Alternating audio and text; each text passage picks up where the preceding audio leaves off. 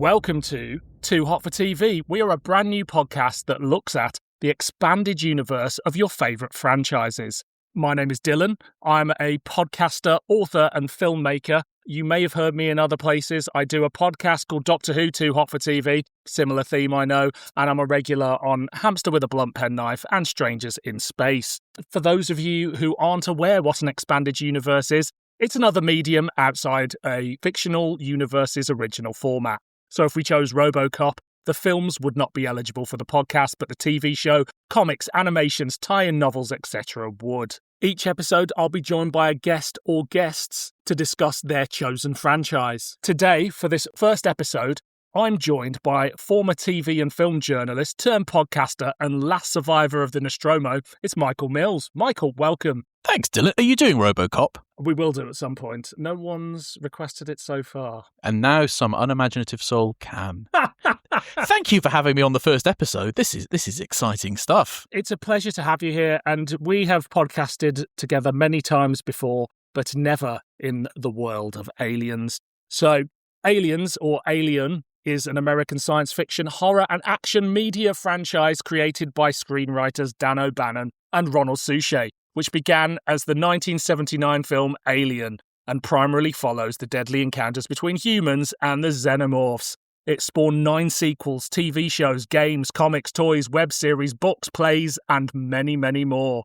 And we're here today to talk about that expanded universe. But before we do, I need to know, Michael, what is your relationship with the Alien saga in general? I first encountered the Alien saga when I saw Aliens at a mate's house when I was 12. And that is I would say, perfect way to be introduced to the Alien saga, isn't it? It's a grown-up franchise that appeals to the child in all of us. Yeah, I saw Aliens first as well, and I think Aliens is the slightly more accessible version for, I would have been about 12 as well. There's something about it's Marines shooting guns at aliens. It's scary as fuck, and it's still scary, and it's set in space, and it's big and exciting. And then, you know, I actually remember a slight disappointment first seeing Alien, that it wasn't quite as action-packed and as exciting as I wanted it to be, because I was 12 and loved Aliens. I've since revised that opinion, but it was a bit of a culture shock doing it that way, I guess. Yeah, I think that's understandable because famously, Alien came out, big hit, much lauded, critically and commercially. And then they didn't do a sequel for years until, so the legend goes, James Cameron went into a pitch meeting with a load of execs, wrote Alien on a flip chart, and then added a $sign to the end, and they went, yes. But undoubtedly, if you saw Aliens first, and then you saw Alien, there is the feeling of, what, there's only one of them? Clearly, that can't be as good. Yeah, exactly. More Aliens means it's good, 100%. Those are the rules. And we've learned that from the franchise as it went on. I was steeped in alien mythology as a kid. I had the action figures aimed at 10-year-olds, 12-year-olds, whatever, for this 18 franchise film. It's a common theme we'll come across on this podcast and elsewhere. I've dipped into comics over the years, from when I was a kid through to my teenage years, through to my adult years. I'm not super well versed in the expanded media, but I know enough of it. And it is one of the franchises that if someone says, you need to read that or you need to listen to that, then I will. A complicated relationship with the films, because there are probably more bad aliens or alien films than there are good ones, depending on your point of view. But those first 3 I hold dearly in my heart. After that, swings and roundabouts. Yes, there are. I think I am these days more an Alien fan than an Aliens fan. I still think Aliens is wonderful, but Alien is a film that I can watch it any time. And by the time I go into it expecting it to be wonderful, and by the time I get to the end of it, I think, bloody hell, Alien is a good film. It's like Citizen Kane or It's a Wonderful Life in that regard. You know, it's just cinema. Still love Aliens. Some people will tell you that Alien 3 is not a good film. And those people don't know they're bloody born. If you want shite sci-fi horror action, there is no shortage of it. No shortage of it within the Alien film series. But I always liked Alien 3. And for this podcast, actually, for the first time, I actually went back and watched the Assembly Cut from, 2003, something like that, where they went back and tried to edit it into something that David Fincher wouldn't disown and remove from his filmography. And it's a bloody good film. But you're right that beyond that initial three, there's a lot of sort of spiraling around trying to find some justification for doing it, whether that's intellectual or action oriented in different ways. And some of them are interesting. I don't know if any of them after Alien 3 are good. Yeah, I'm the same. Alien Resurrection, I remember being the first one I could go and see at the cinema, and I was like, oh my God, I'm old enough, or nearly old enough, to go and see this film in the cinema. It's going to be amazing. Even as a 14, 15-year-old, I remember going, oh no, this is what I signed up for. In many ways, it feels like it's a retooling of the franchise that would work better without Ripley, I think. And if we were following a bunch of space pirates or whatever, it feels like a straight-to-video release that I think I would be more affectionate about if it wasn't the fourth film in a franchise that didn't really miss with the first three in one way or another. Alien 3's got a few little niggles, but largely that trilogy I think is pretty much perfect. So to suddenly get that, I was a bit like, ugh. And it hasn't changed. I watched it again recently and it's still not up there. No, it's the From Dusk Till Dawn 2 of the franchise, really, isn't it? I was watching the through for this, and it is where the quality noticeably drops off very suddenly, sharply. It's not without ideas, but Joss Whedon is not the scriptwriter to pull those ideas out or explore them in any interesting way. And I agree that having Ripley in it doesn't do it any service, because what it doesn't have that Alien versus Predator, for example, has is plausible deniability. Because there's a difference between a film that has the aliens in it and an Alien film. And because Alien is not just, a sort of sci-fi horror marvel, it also has this, quite quietly intellectual, vaguely Euro art house elements to it. It's one of those franchises that, for all its popularity, it does kind of reach towards some greater meaning. Like, there should be something more to an Alien movie than just action. And if you have Ripley in there, even if she's a clone, even if Sigourney Weaver is sticking her jaw out to look like an alien, it does, you're suddenly aware of it going, no, I feel like I should be thinking something. What I feel about the first three films is there's different themes and readings of them, the core of them, like the second one in particular being about sort of motherhood, and you've got this woman trying to find her place after finding out her child's dead, and she finds a surrogate child, and then the last battle is literally her fighting with a mother. And the first film's all about consent and forced impregnation, and the third one is about women's place in sort of a patriarchy world and things like that, and then the fourth one is just aliens on a ship, and at that point it just becomes like every other B-movie sci-fi film, which Aliens has managed to skirt around for three films at that point. The best example of how a film can pass the Bechdel test is the simple line, "Get away from her, you bitch."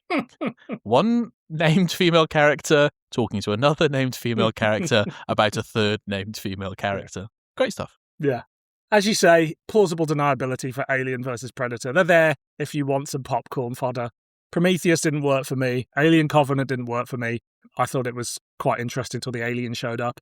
Alien Romulus, I didn't really like. It was just too retready, bits of nostalgia, throw the catchphrase, use the gun, wear the trainers. Alien Earth, that was on recently, I really loved. That's the thing I've most liked since Alien 3, I think. Again, not perfect, but it just ticked all the right boxes for me, and I had a great time watching it. Yeah, Alien Romulus is made worthwhile for me purely on the basis of David Johnson's dual performance as the android. He's one of my favourite young actors at the moment. I think he's fantastic, and every time he's on screen and doing something interesting, and the switch partway through, no spoilers, in terms of his performance is brilliant. But every time David Johnson is not on screen, all of the other characters should be asking, where is David Johnson? I think Alien Earth, I am told, is excellent. One of those ones where I got 3 or 4 episodes in and just didn't watch the 4th, 5th episode, because I think with everything at the moment, I don't need to spend any more time having to think about tech bros. I mean, look, if you're not in 3 or 4 episodes in, you're not going to be in with Alien Earth. There's only 8 episodes, so it didn't appeal to you. It worked for me. I like the way it's sewed together in a cohesive manner. Prometheus, the Alien saga, and Blade Runner, like it all suddenly felt like, for years, everybody's trying to sort of wind them all together, but this actually felt like, okay, this is a cohesive universe now. I mentioned a little bit about dipping in and out of the extended media over the years. What about you? Have you got an Alien tattoo? Do you have all the books? Do you play Alien D&D at the weekends? No, and no. But one of those is a very interesting idea. You get quite a cool Alien tattoo. Yeah, I think. Just get the Weyland-Yutani logo on there or something like that. That would be quite. Wouldn't that be good? Or you could just have it be. You just have it be a string of numbers, and then people would be like, "Ooh, what are the numbers all about?" And you'd be like, you look away and say, I can't tell you. And the reason I can't tell you is because it's the registration number for the Nostromo or something like that. I haven't got the books. I have read some of the books. I don't play Alien D&D, though I'm very interested in there is a board game version of it, which I discovered too late to suggest we do for this podcast. I have dipped in and out of the books, dipped in and out of the audios at different points, dipped in and out of the comics here and there. I'm not as fully versed on it as I might be with some other areas, but it's such a fascinating and different universe. And like I said, that there is that kind of intellectual element to it, but also that it's not a fictional universe that is seemingly designed or ripe for expansion in the way that, say, a Star Wars is, where every background character has a whole saga to go into. Yeah. Alien is a deliberately very empty and hostile universe, and that's sort of the point of it. So it's always kind of an interesting exercise to see someone try and get something more out of that. And most people end up dead in whatever film outing you're doing. Hope is very partial and individual and fleeting in the Alien universe, which doesn't always leave the way open for a sequel. I've played some of the video games, though. We're not going to talk about it on this episode, but if you really want to ruin your life, play Alien Isolation. Was the first video game I ever played for the PS4. You play the part of Amanda Ripley, Ellen's daughter, who is referenced in the extended version of Aliens, who goes out travelling in space to the region of space where her mum disappeared in the hope that she might find some clue, and is basically just working a sort of drudgy blue-collar job on a vast space station in the remote outreaches of space. And it is first-person perspective, and it's about you play her being stalked around this huge space station as it is overtaken by aliens. And it's all about, you have to listen out for the clangs, and you have to avoid being seen by it and make sure, and you have the little beepy device from the film to let you know when it's getting close. And if you really want to fuck up your day, you can also activate the microphone in your PlayStation controller so that any noise you make is a noise that Amanda makes. And as a game-playing experience, it's amazing. As a translation of so much of what is interesting about it, especially the first Alien film, into a video game format, into a different format, it is astonishing. It is a piece of sort of transmedia translation. It's fantastic. But it's also not what you need to unwind at the end of a long day at work. It is one of the most stressful experiences I think I've ever had, and I include at least one global pandemic in that. I remember having a PlayStation in my mid-teens and having an Alien game. I couldn't tell you what it is, but it was also around the time that I was smoking a lot of weed, and the two things didn't go well together. Like the paranoia and fear you can feel in a house in suburban Birmingham for xenomorphs at age 15 is very high when you are very high. But they're coming out of the walls. So yeah, I'm interested to jump into the expanded media of this, and so we did. And the first thing that we're going to cover is an adaptation of William Gibson's Alien 3, which is an audio drama based on a script that he developed from 1987 to 1988 when, they basically were trying to get another Alien film off the ground. It was released on May 30th, 2019. Now, usually at this point, I like to look at what's going on in the sci-fi horror scene at the time of release, but it doesn't make sense here because even though this was released in 2019, ultimately, had it actually seen the light of day, it's geared at is sort of a 1989 audience. So I wanted to look at the sci-fi and horror films that were out in cinemas at the time. So 1989, some of the big ones, we had The Fly 2, Halloween 5, Nightmare on Elm Street 5, The Dream Child, The Abyss, Ghostbusters 2, and Star Trek 5, The Final Frontier. So we're really in a world where lackluster sequels are doing big business, so perhaps this version of Alien 3, might have got some traction. Yeah, it's interesting. Imagine living in such a time when the box office was dominated by endless sequels to tired old franchises, eh? It's nothing new. It's nothing new. Makes a lot of sense, actually, within that. Although, of course, it would have been endlessly compared to The Abyss. Oh, James Cameron went off and did The Abyss Meanwhile, those he left behind are doing Alien 3. A quick spoiler warning before we jump into our chat. Not only do we do spoilers here, but before we have the chat, you'll hear a full synopsis of what happens in the release, complete with details on how the plot's resolved. Picking up after the events on LV-426, the damaged Sulaco is drifting towards the space station Anchor Point, a facility divided between the Union of Progressive People's scientists and Weyland-Yutani's corporate interests. Ripley, Hicks, Newt and Bishop are recovered, but it is discovered that alien embryos have been incubating on their ship, triggering political conflict over whether to weaponize or destroy the creatures. As the aliens spawn and begin spreading through the station, chaos erupts between the rival factions, leading to the rapid overrun of Anchor Point by the xenomorphs. The crisis culminates in the decision to destroy the station to prevent the xenomorphs from spreading. So, this is a version of Alien 3. Yeah.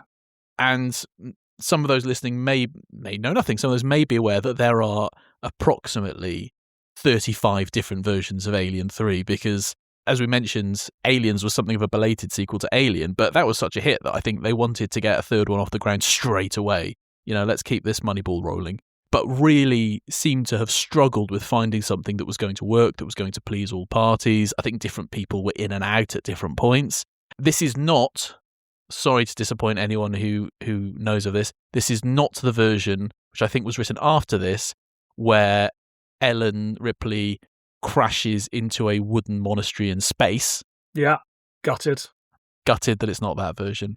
Sorry, guys. I wonder why that version hasn't really been adapted. Like, this one, as we'll get into, is one of the more straightforward versions of it. But you think, like, there's been comic book versions of this, there's an audio book and there's an audio play, and we've done the audio play. But you'd think people would try and, I mean, maybe the copyright owners of the script don't want to let it be adapted, but you think that version would be prime for an adaptation.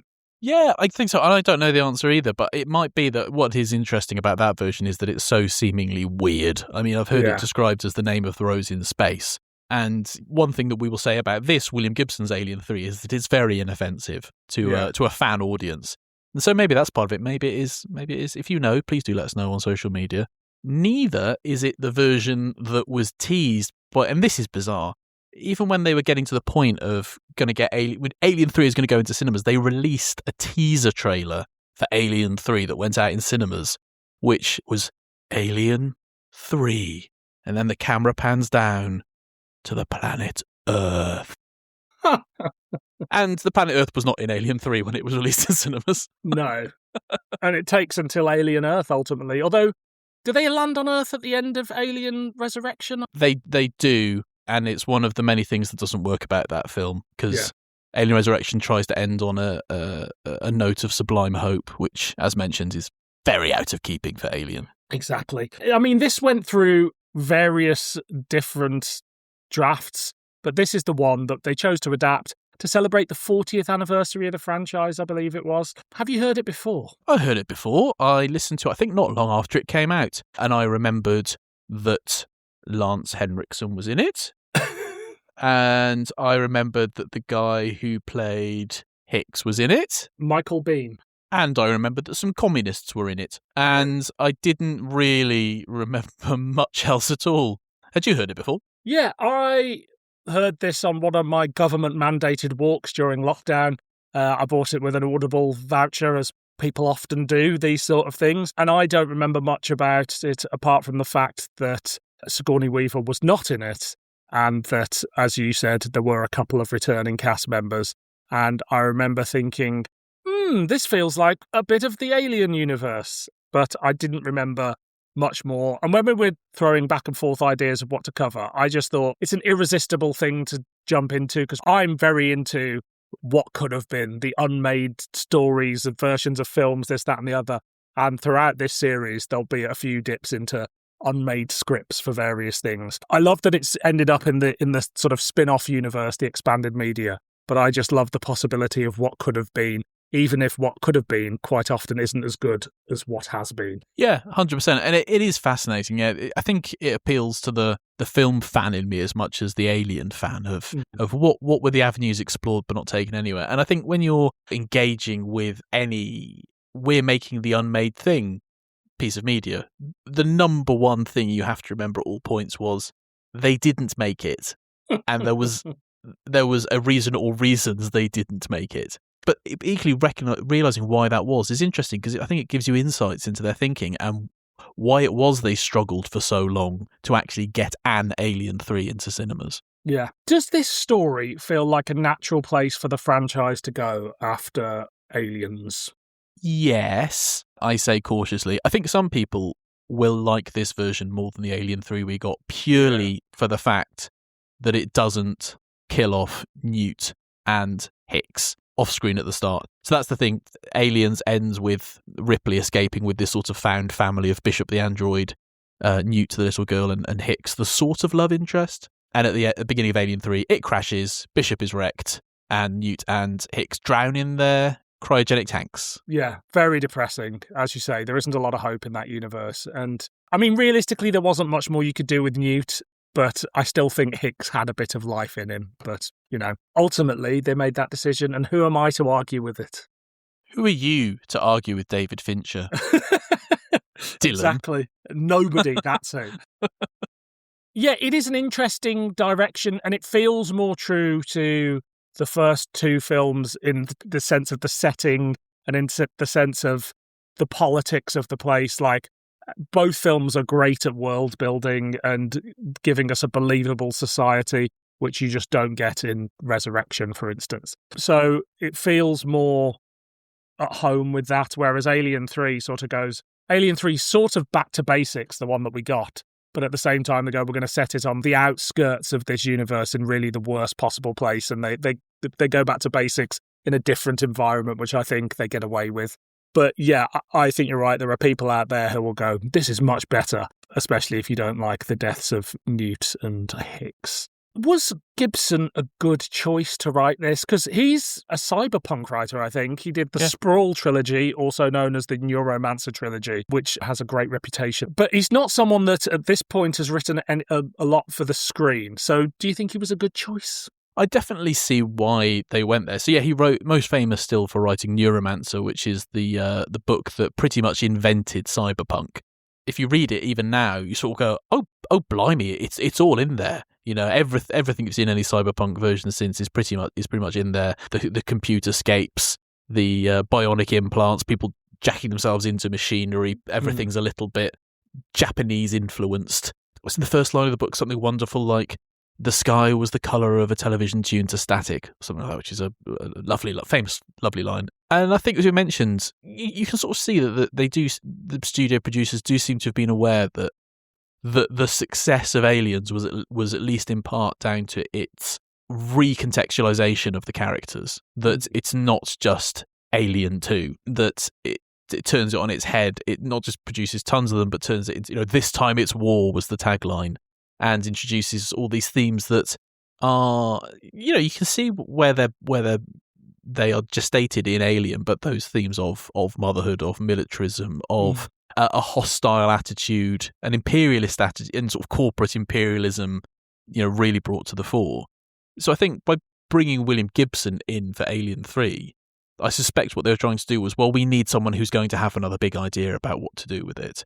I think the single biggest problem with this script, and presumably why it wasn't produced, is that although it has a lot of new ideas, none of them kind of catch fire. None of them are really the big punch that Alien 3 actually has of, as you say, throwing into this horrible new setting, this deliberately miserablist sensibility, and taking the themes of motherhood and instead talking about misogyny and bringing ideas of religion into it as well, in terms of its role even within a sci-fi society. There's nothing in this version of Alien 3 that is like, oh, okay, sort of grabs you and makes you sit up and you go, oh, it's that Alien film.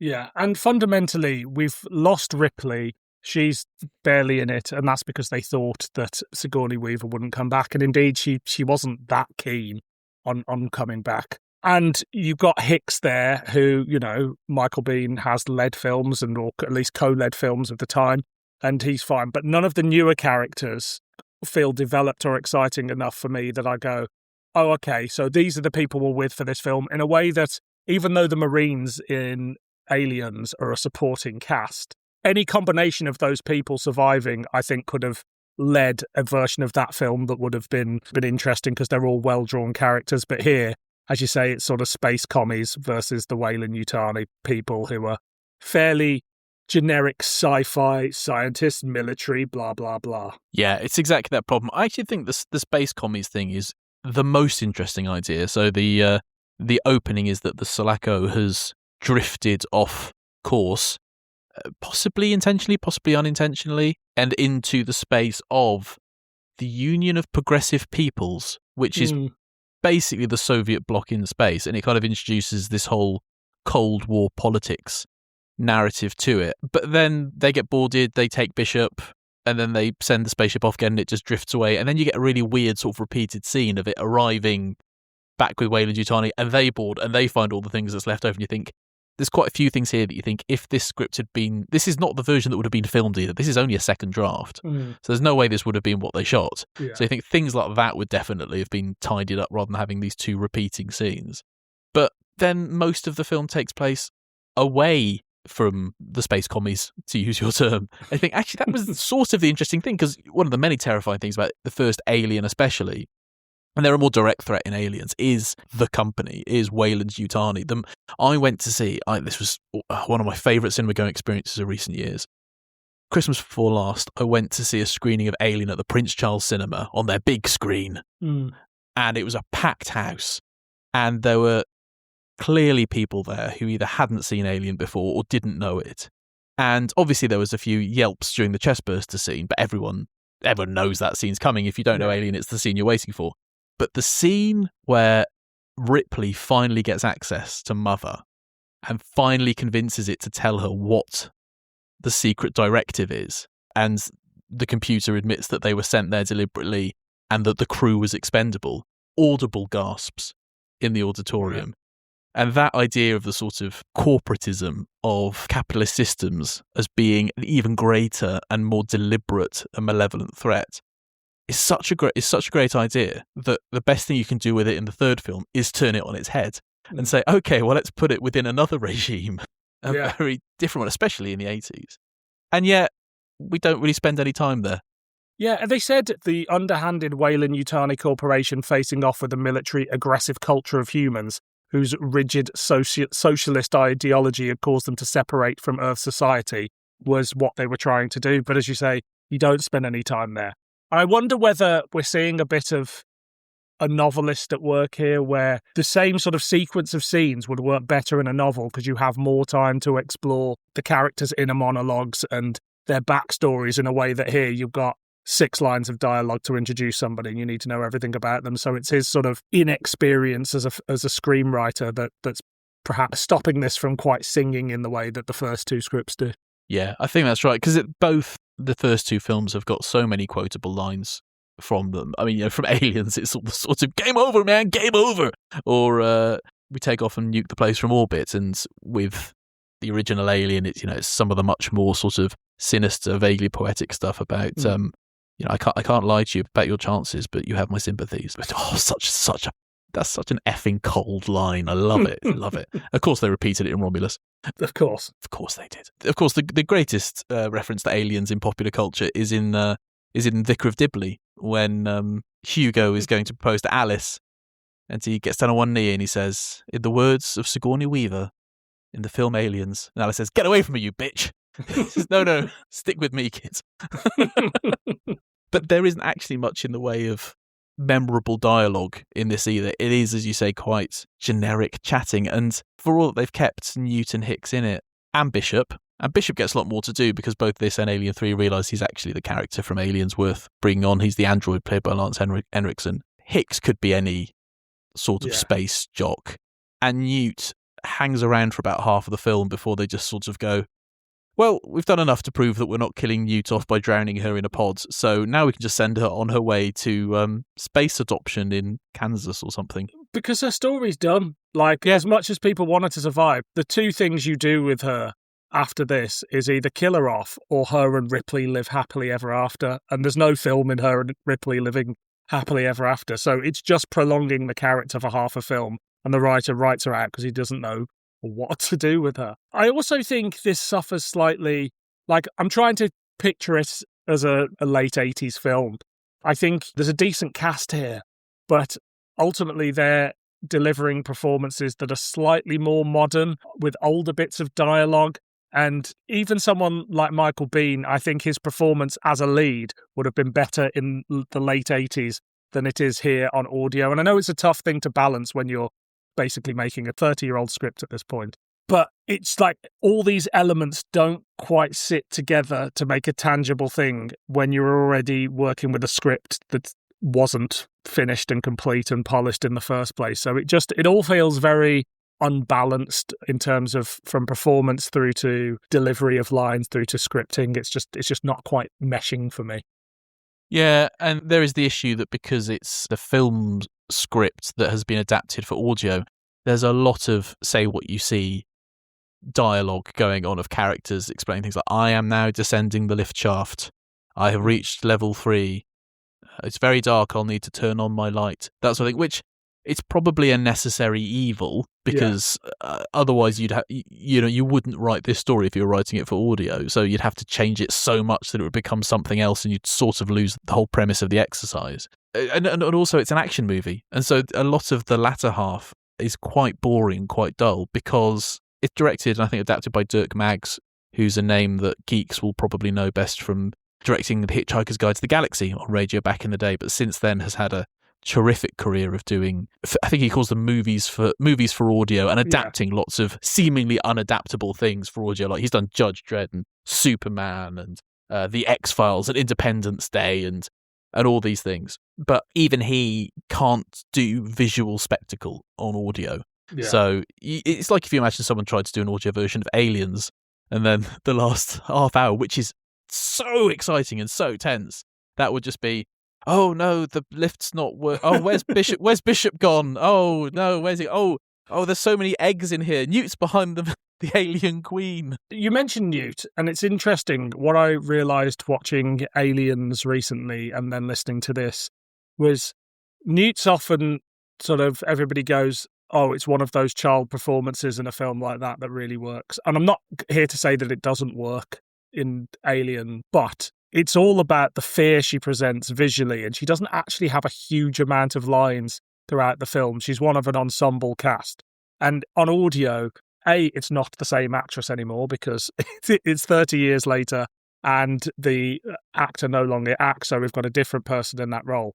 But I'm suddenly aware of the weakness of having this child character or child actor hanging around that is starting to pull me out of it in a way that Newt just doesn't in Aliens. Big Finish would not be such cowards as to avoid pulling a 50-year-old out of retirement and getting her to put on a child's voice. No, exactly. It's also the issue, as you say, the story's done with Newt, but also she loses the novelty because we forget it now because we're all so familiar with Aliens, and for many of us it was the first one we saw, that it's one of Aliens' many great ideas of turning the concept on its head. It's not just about, we're going to make there be tons of them and give the good guys loads of guns and have these space marines. It's also, I'm going to stick a child in there. And it's the almost like obscene idea of that. I think the only time I've seen that idea done as interestingly in a big franchise since is No Time to Die. With what do you do with James Bond? Well, you give him a child to protect in the middle of it. It's such a great idea, that sort of externalizing the hero's vulnerability is a great idea. But of course, once you've seen Aliens, and everyone's turning up for Alien 3, that doesn't work anymore. I think the other thing that this script and pretty much every Alien movie since Aliens at least struggles with is the huge, certainly genre, but arguably even cultural impact of Alien and Aliens as a 1-2. There are so many films that are not Alien or Aliens, but are basically Alien and Aliens. Yeah. Anyone who's listening to this podcast will, I'm sure, also enjoy Rob Hill's Borrowing Blockbusters video essays on YouTube, his Bad Movie Bible series. Go and check them out. He does video essays about basically charting this, all of the films, looking at films like Alien, Aliens, Die Hard, Star Wars, Mad Max 2, that got ripped off endlessly, and he sort of begins to look at all of the films that ripped them off, that use elements. What are the elements that recur? So there's so much stuff that has about aliens and Alien that has become just so much genre tropes, for want of a better word. They've just become the way these stories operate. You've played Doom, you've watched Starship Troopers, you've read all those endless tie-in books and comics for other franchises that suddenly wanted to be aliens. We'll turn S.H.I.E.L.D. into the Colonial Marines, all that sort of thing. And so in the classic way of any great success, you're then competing with your own imitators. Yeah, absolutely. And I think you can't help but suddenly go, oh, I've seen this all before. What about the xenomorphs themselves? Do they work on audio? Does this do anything new with them? How do we feel about how they're used within the story? I don't want to say, I'm sure you can find a way for them to work on audio.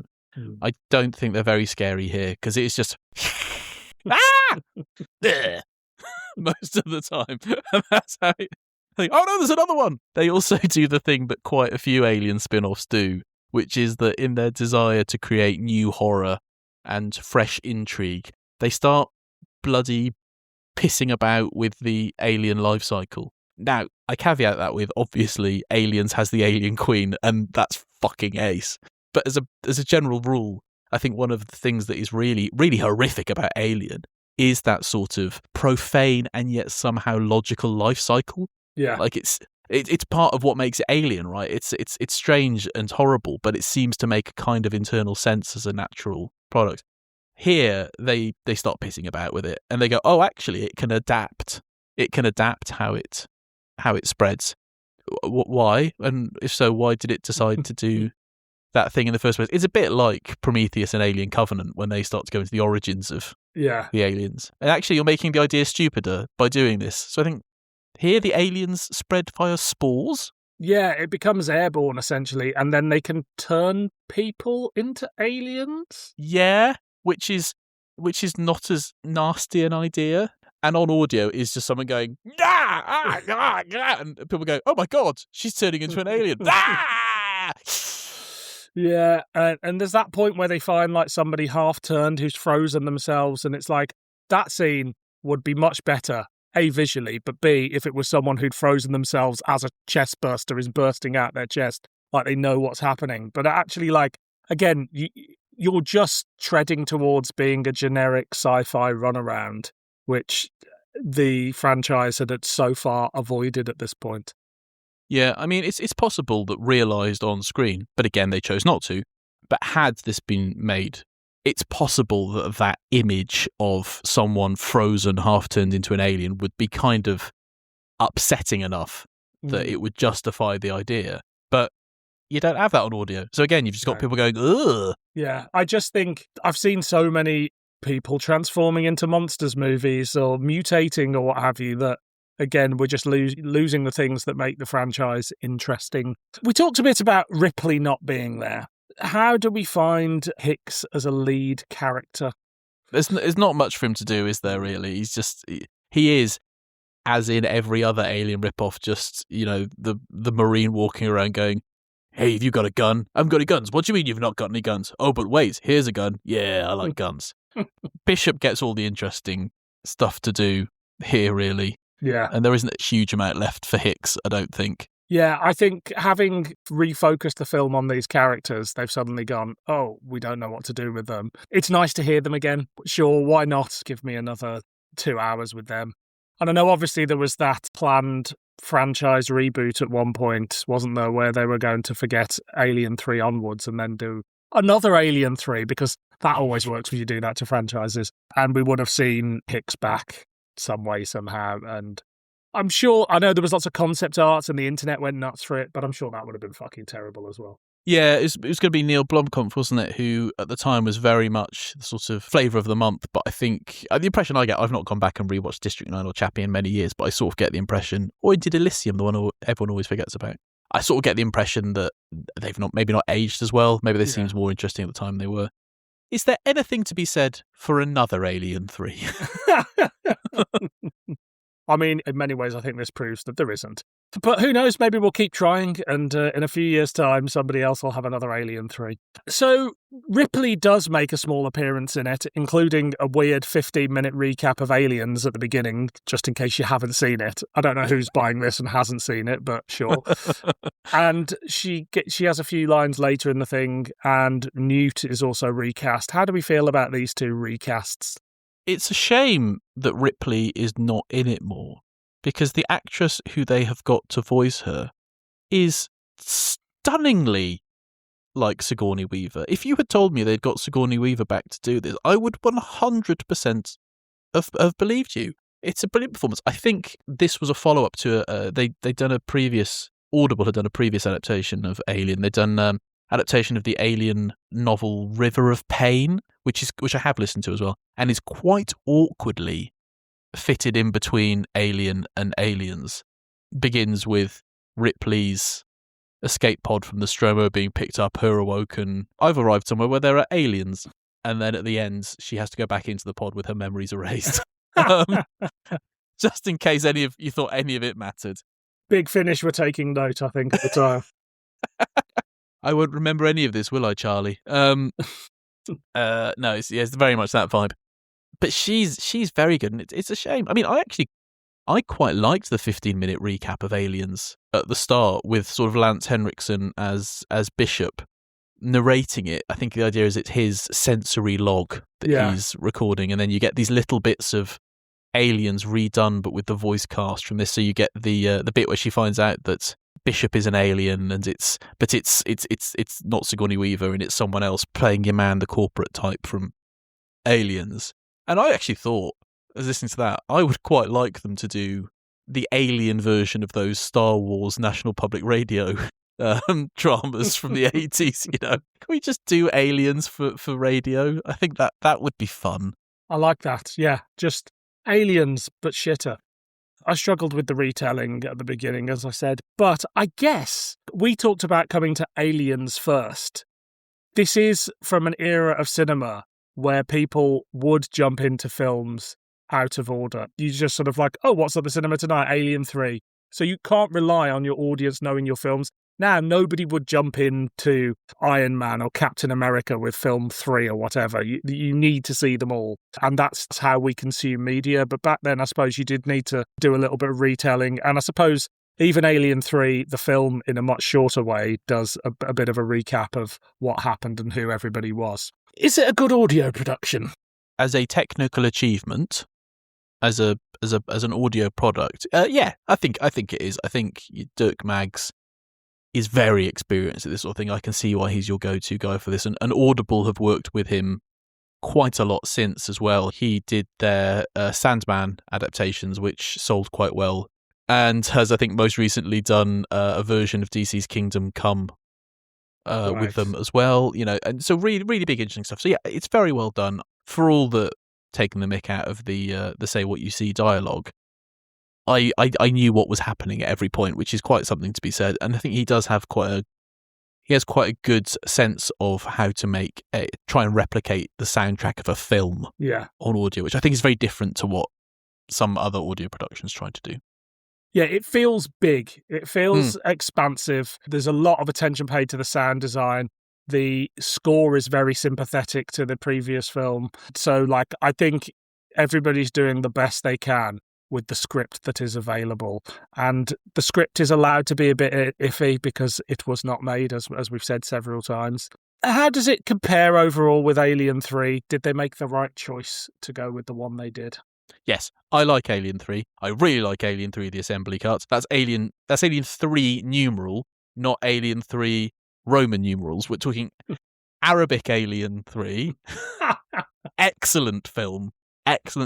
And if you think otherwise, then you need to get over your teenage fascination with aliens. It's a fantastic film, and especially in the assembly cut, it is so thematically rich. It's got Brian Glover in it, for heaven's sake, which we don't mention enough that Brian Glover is in an Alien film, but it speaks to what's wonderful about it. It's got Paul McGann in Charles it. Dance. Charles Dance is brilliant in it, and is for a lot of, because Sigourney Weaver is sort of in a almost sort of fugue state. Like, it's also a film about trauma a lot as well. In your response to that, And I guess you could read abusive relationships into it as well. He's the lead for a lot of it and is so charismatic. I think he's fantastic. I think Alien 3 Roman numerals, Roman Alien 3, which this is, it doesn't have any of that. You can see why they recognised it as being a dead end. In a way, we're getting to Alien Resurrection, a film too early with this one. It doesn't feel quite as bad, but it does feel as underdeveloped and sort of out of line with what I want from an Alien film as Alien Resurrection does. Yeah. Alien Resurrection feels like it exists in the same universe as Jason X. Yeah, that makes absolute sense. If they'd made another one of those films and it was Jason X versus Ash from the Evil Dead versus Xenomorphs, I think we would have all been there, paid our $4.99, ate some popcorn and gone, that was shit, wasn't it? But didn't you like that cool bit with the chainsaw and the alien? Do you have anything else you want to say on this release? Only that it ends very badly as well. So it ends with an attempt at a sort of hopeful sense that the two sides in this Cold War in space will unite against the common enemy, i.e. xenomorphs. And it's very sort of Rocky IV. If eyes can change and yous can change, then everybody can change.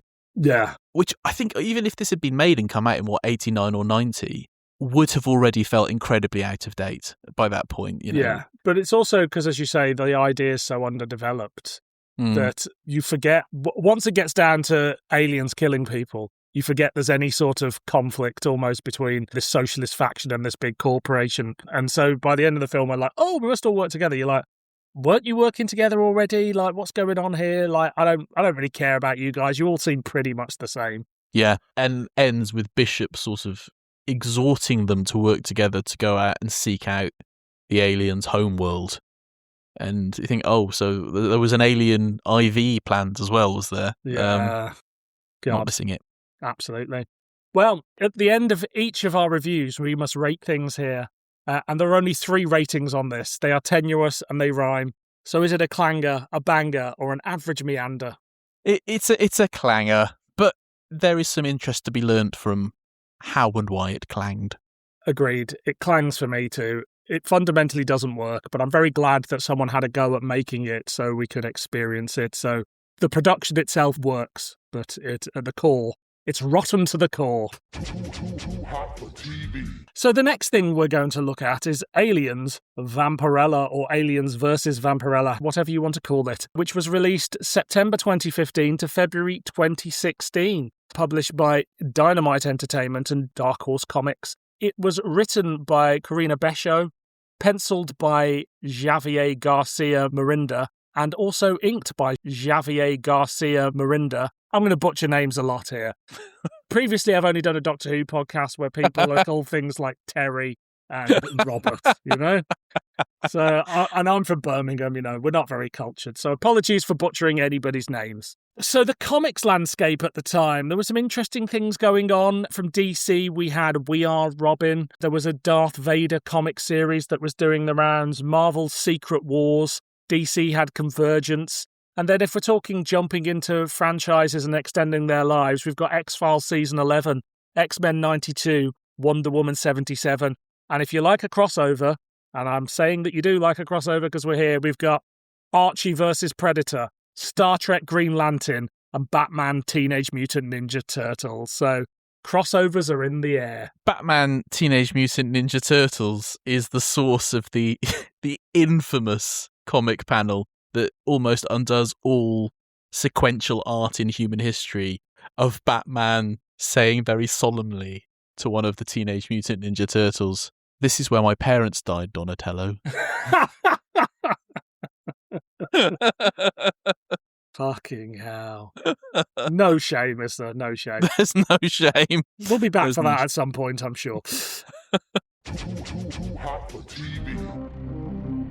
When ancient catacombs are discovered beneath Mars Base 1, Vampirella is summoned to assess the ruins, only for her and a team of engineers to uncover dormant Nosferatu and deadly xenomorph eggs that infect the crew. After quarantine, Chestbursters slaughter the team, leaving Lars alive along with a wounded Vampirella, who feeds on Lars in order to restore herself, while base director Tucker wrongly blames her and sends armed squads into the tunnels, where they are massacred by the newly grown xenomorphs. As Tucker floods the catacombs with toxic gas, Vampirella and Lars learn via an ancient Nosferatu recording that a prior Martian vampire civilization was annihilated by the same creatures, and they narrowly escape further attacks, reaching the base's greenhouse, where a winged queen, spawned from Vampirella herself, has established a hive. Rescued briefly by a surviving Nosferatu, who recounts Mars's grim history with the xenomorphs, Lars is suddenly killed by the Queen, prompting a final chaotic clash as Tucker and more soldiers fall to the swarm. With help from Lars's wife Sarah aboard a relief ship in orbit,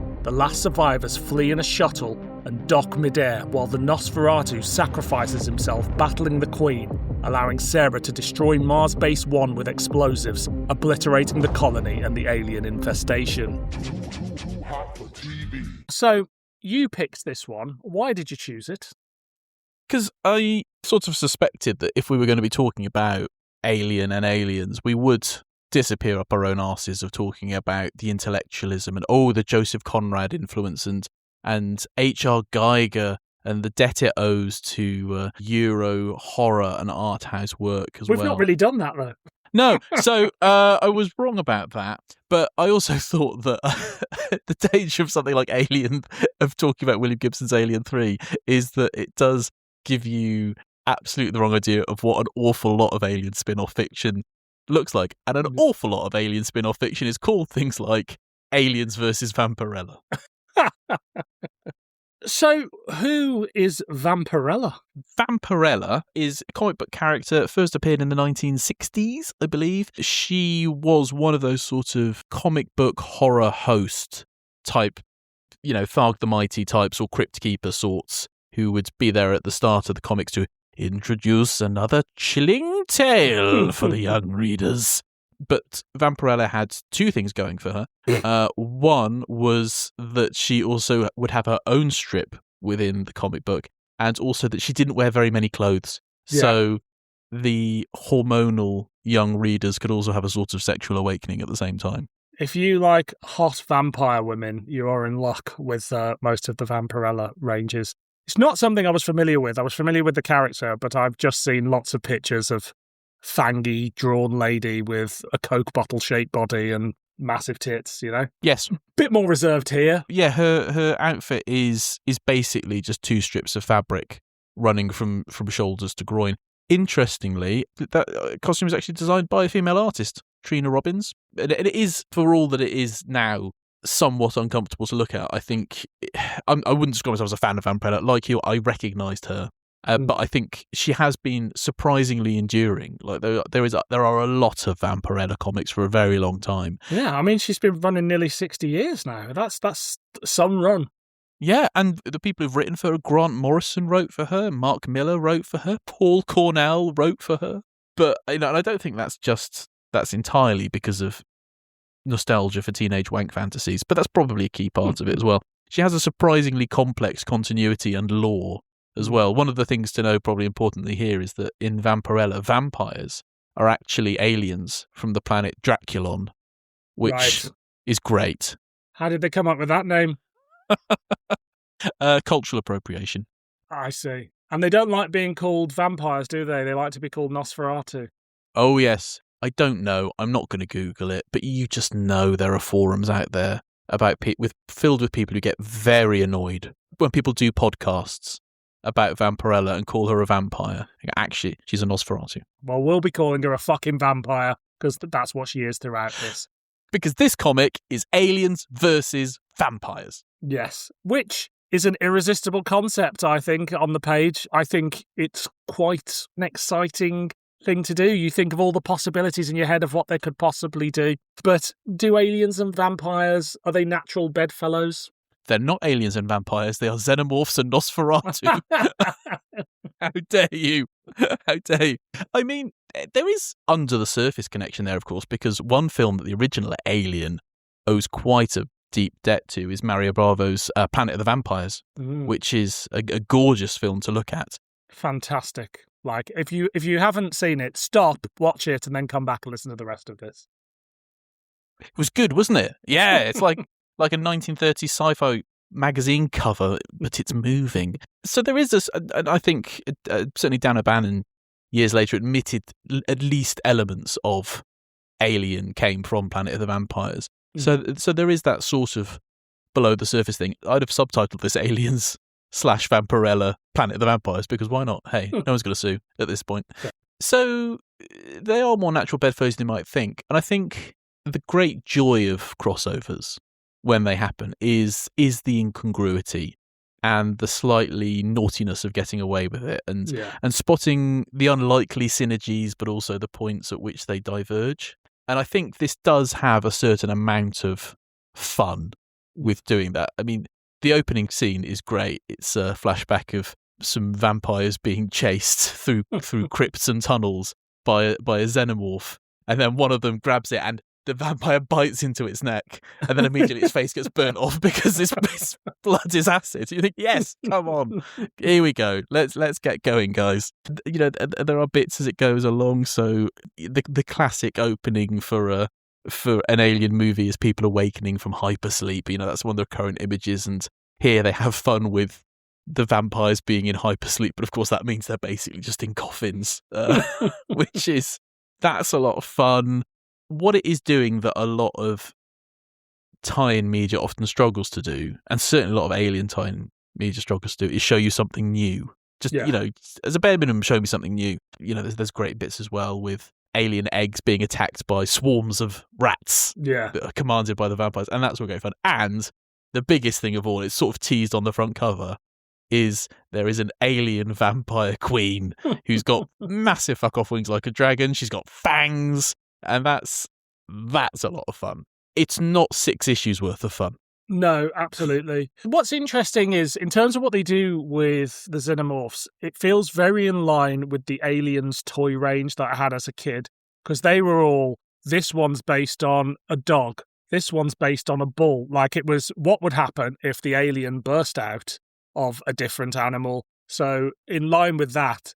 And it happens a bit in Alien 3, like, because it comes out of a dog at some point. Depends which version you're watching. Yeah, that's it. But so in one version of Alien 3, the alien comes out of a dog, and so it's a little smaller as an alien. It feels slightly different. So I quite like that whatever creature it comes out of, it has a bit more of the characteristics of that. So sure, with a vampire, great. We also have in Vampirella the first character I've known to survive a chest burster. Because Vampirella's basically called in as, like, you know, a specialist on her people to this human colony on Mars where they've dug up a vampire colony, but it's also full of xenomorphs. And so the humans and her get facehuggers on the face, chest burst, and Vampirella is the one that survives because she's a vampire, which I think is a cool fucking idea. Yeah, no, it is cool. And the idea of the xenomorph that is a different form depending on who it comes from is a really recurrent idea in these Alien or Aliens crossovers. And when I say that this is reflective of what a lot of Alien tie-in is called, it's because there have been a lot of these crossovers. Obviously starting with Alien versus Predator, which all spun off the fact that there's a xenomorph skull in the background in Predator 2, and that just obviously, you know, an entire generation jizzed their pants. And so we got a comic book, and then we got films and video games and all the rest of it. And since then, we've had, this may be incomplete, but we've had Alien versus Predator, Alien versus Superman, Alien versus Batman, Alien versus Wildcat, Alien versus Witchblade, Alien versus Darkness, Alien versus Terminator, Alien versus Green Lantern, Alien versus Judge Dredd, Alien versus Buffy the Vampire Slayer, Alien versus Avengers, Alien versus Captain America. And at the time of speaking, they've just announced Alien versus Planet of the Apes. And guess what? Lots of those have had sequels as well. And almost every one of them has, they all have to have the bit, usually in issue 5 or 6, where the alien bursts out the chest, and this one has the properties of the Joker. I think it's an irresistible idea to be able to cross these things over if you can. And actually, like, as we said, it is difficult to find a new and interesting thing to do with the Alien franchise. And if you haven't got a story that you're like, this is really going to push things forward, or we've got a unique take, then sure, just mash it up with something else. It's where cinema's going to be in 10 years' time when DC and Marvel finally get into bed together because their films aren't selling anymore. And I'm sure we'll see it with other things as well. But it just feels like this is at the disposable end of comics, that it's got an interesting enough hook that I'm going to be interested and read it. But will I ever read it again? No. Will I recommend it to people? I'll go, well, do you really like Vampirella and do you really like Aliens? In which case you should pick it up, and it will be a diverting 40 minutes odd that it'll take you to get through all 6 issues.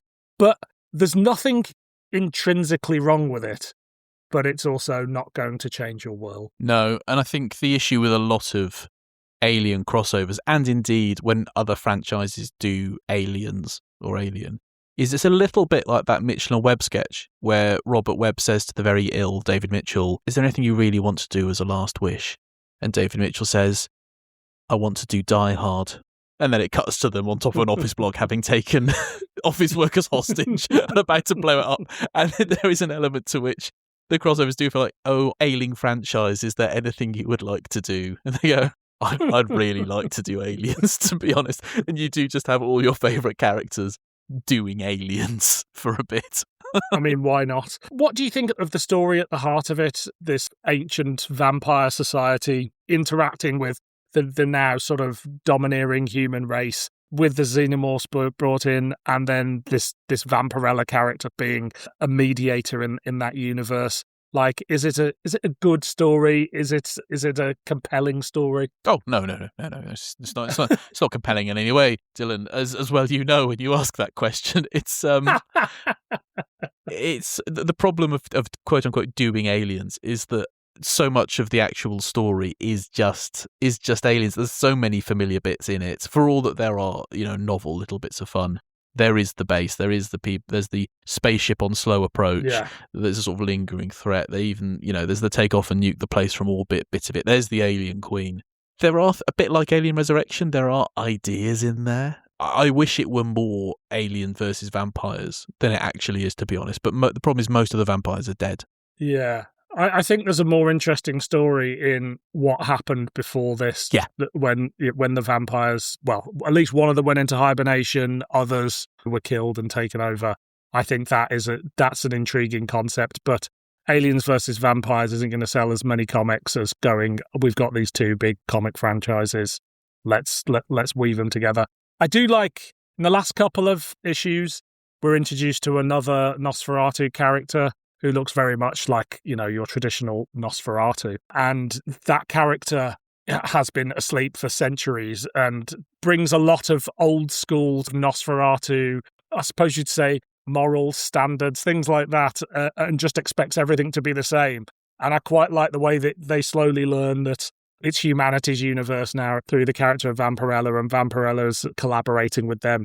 And in the end, they sacrifice themselves because they just go, this isn't my universe anymore. So they're not intrinsically evil like you would expect a vampire to behave in that thing. They just sort of go, my time is done. I think that's an interesting concept. And again, there's quite an interesting film to be had in just that, or comic to be had in just that character. Yeah, and really good crossovers will also try to either unite or juxtapose some of the recurrent themes of the individual series. And in Alien, you have that idea of being outcompeted, of survival of the fittest, of we found that we've gone off into space and found out that for all our imperialist grandeur, we are not actually top of the food chain anymore. And you can sort of see something reflected there, as you say, with a vampire who is awoken at a time when they are a dead and forgotten race and no longer the masters of Earth and have in fact been replaced by the servants. But yeah, it's interesting, but it's quite late in the day.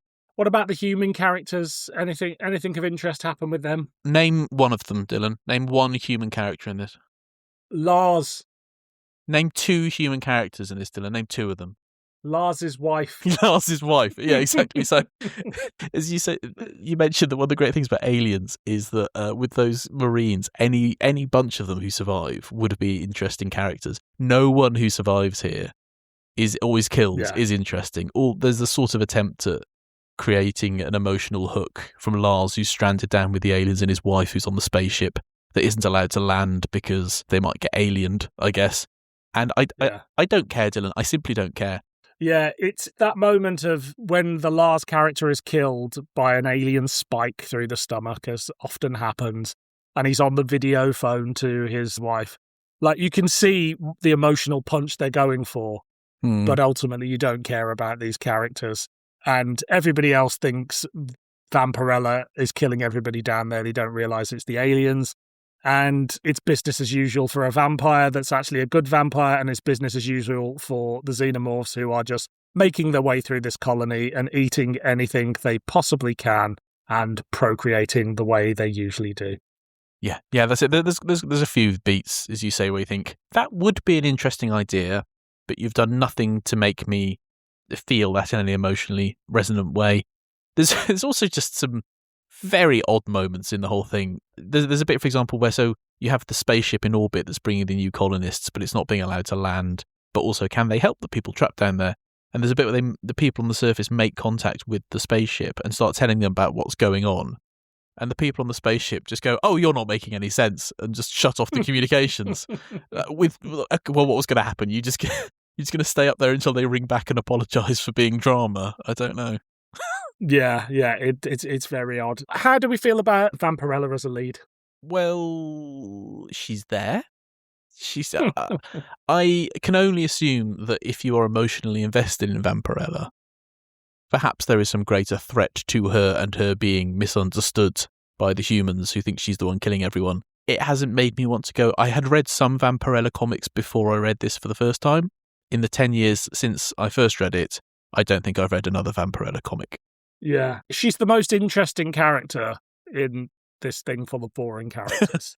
I am a little bit intrigued by Vampirella from here to see, but it's more about the world she exists in and the history of the vampires than it is, I think, her as like, oh my God, how have I been missing out on this amazing character for years and years?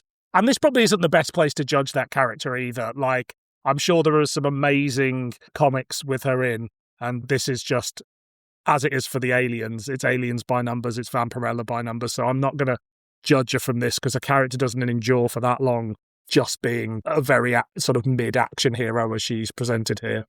Yeah, my memory is, certainly from the Grant Morrison, Mark Miller stuff, that there is some interesting ideas in Vampirella. Because I think the usual shtick is that there were vampires who came to Earth millennia ago, and they were sort of evil, and some of them persist. And she's now a sort of modern vampire who has come to Earth to seek out the remnants of this ancient and dark order. So you have interesting stuff. I'm pretty sure there's one comic strip in which she meets the sort of dark, evil anti-pope who is the vampire Judas Iscariot, who has lived for millennia. And, that's right. Sort of dark and weird and fascinating, much more so than anything that's in this comic book. I also don't think the artwork necessarily helps as well. The artwork is a bit too cartoony, I think, at times, to sell the horror. Yeah, I was going to say exactly the same thing. I think that the artwork is good. Like, it's obviously done by a professional, but it doesn't lend itself to the Alien franchise. It doesn't lend itself to the Vampire franchise particularly. Like, there's panels that I feel should be scary if they were a bit more realistic, if they're a bit darker, but it just comes a bit too cartoony. Yeah, for comparison, I also read recently Avengers versus Aliens, which is a much more recent one, which imagines a universe in which the Marvel universe is invaded by, actually, of all people, David, the Michael Fassbender android from Prometheus and Alien Covenant, a universe where his plot succeeded in wiping out all life, and so he then uses a black hole to travel to other universes to wipe out life there too. And it's much more interesting. And the artwork there is this sort of slightly angular pencil work, almost at times sort of vaguely chiaroscuro attempt at points, which feels much more sinister and like you're seeing things in the shadow the whole time, and really sells a sense of horror and darkness encroaching, which this doesn't, the artwork here. No, absolutely not. And it's a shame because it's all competently done. It's all good art, but it doesn't lend itself to the world. I don't have an awful lot left to say on this. What about you? No, I don't think I do either, actually. Although, would just mention, she's not the first person to survive having an alien burst out of their chest, because in Aliens versus Superman, the alien can't burst out of his chest because he's Superman. Yes, of course. Of course. What was I thinking? If we've got nothing else to say, then we must rate this. Is it a clanger, a banger, or an average meander? It's a clanger. I think it's a clanger. There are good Alien spin-offs. I don't know why we didn't speak about any of them, but but it is worth saying that a lot of them really struggle, as the producers of Alien 3, Roman numerals, did, to find something new and interesting to do. Yeah, I think that's fair, but I'm going to go average meander because I think this is just a very base level example of what Alien comics do, and indeed what crossover comics do. Like, I had a good time. I think I had a better time with this than the audio, but nothing about it is making me get excited for more Aliens versus Vampirella. Everybody did their job just fine. Well done, everyone. Well, look, it's been wonderful to jump into the expanded universe of Alien today, and indeed for you to join me on my maiden voyage on the good ship Expanded Media. A shit name for a ship, but deal with it. Is it a reference to the works of Joseph Conrad? No, It's not. If people want to find you, Michael, where can they find you? On the internet, on podcasts, and other such places? Don't give them your home address, though. You can find me on Blue Sky at Michael Mills. Or if you want to hear more of this blather, you can hear me more regularly on the Hamster Book Club podcast, the Doctor Who novel review podcast. Do not accept any of the others, for they are false prophets. Where myself and Joe Ford, who I think you will be hearing later on in this very series, talking about, I don't know, Deep Space Nine probably or something, talking about tatty Doctor Who books all the way from the 1960s through to the present day. Time of recording, we've just done a very fun episode on The Nightmare Fair, which is an unproduced Doctor Who story. We can't get enough of those unmade stories, wherever you go. Stop making new things. Go back and finish what you started, people. So, yes, you can hear me there more regularly. Excellent. And a fantastic podcast it is too, and I pop up there from time to time. If you enjoyed this episode, please leave us a review on Apple Podcasts, as it helps people to find the pod. Look for Too Hot for TV on Instagram, TikTok and YouTube at Too Hot, 4 pod. That's Too Hot, 4 pod for the latest updates and additional content. I'll be back with another episode in 2 weeks' time, jumping into the world of Batman 66. But until then, I've been Dylan. And I've been Michael. Same Xeno time, same Xeno place. And this has been Too Hot for TV.